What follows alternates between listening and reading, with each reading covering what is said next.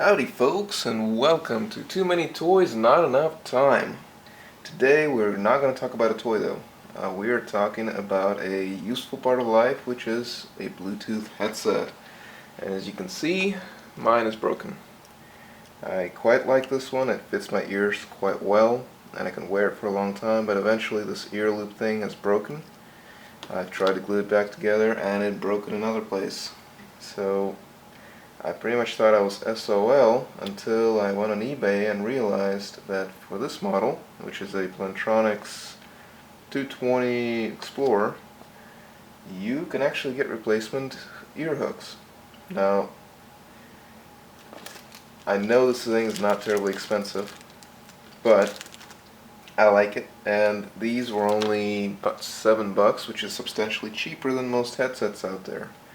So I figured I'd give it a shot and see about replacing it. Now the eBay pieces are certainly not Plantronics.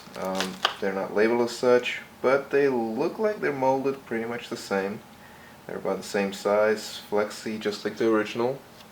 So I think they should work just fine. One of the issues with these is that the pin that holds these suckers together, which is located right there, is only driven in from one side. There's no hole on the other end to push it out. So I'm going to have to figure out how to get this apart. And I think what I'll do is cut around the pin with an X-Acto knife and try to pull it out with a pair of snips. And then maybe use a Leatherman to drive it home. Without much further ado, let's give this a try.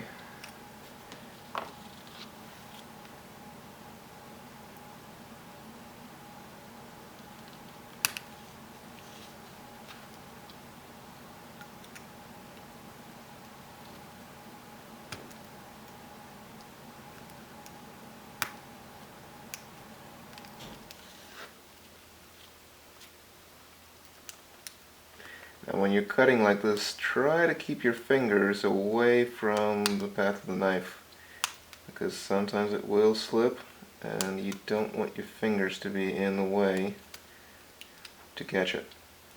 I've had quite a few bad calls with an X-Acto knife before, and you sometimes don't even notice that it cut you because it's so sharp. So it's surprisingly hard plastic, considering that the rest of it is supposed to be fairly soft. But I just think I should be able to get enough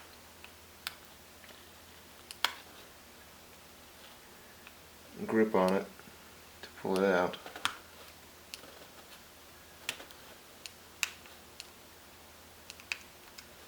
So that should be under the pin.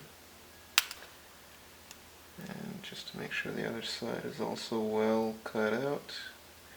I'm basically just gouging the plastic out from under the pin so I can get in there with the snips and pull on this thing.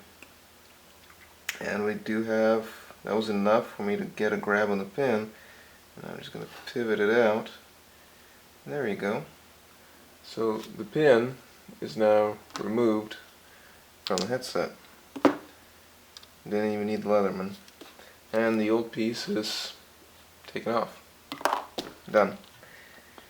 The new one, it doesn't really matter which way it goes on, it just flips around whenever you need it. So to drive this back in, I think I'm going to have to use the Leatherman or something blunt. That seems to fit okay. And there's no way to check if the hole's lined up because there's no light in there. It's not a through hole. And you only get one chance at this. Something else I'm noticing is that this piece that is inside the headset kind of goes in and out. So that's something to watch out for as well. Not sure how I'm going to keep it from rocking into the headset. Alright, so after much positioning and toying with this thing, I finally got the pin to go in. I did actually have to use a heat gun on the ear hook to heat it up a little bit, and that seemed to help.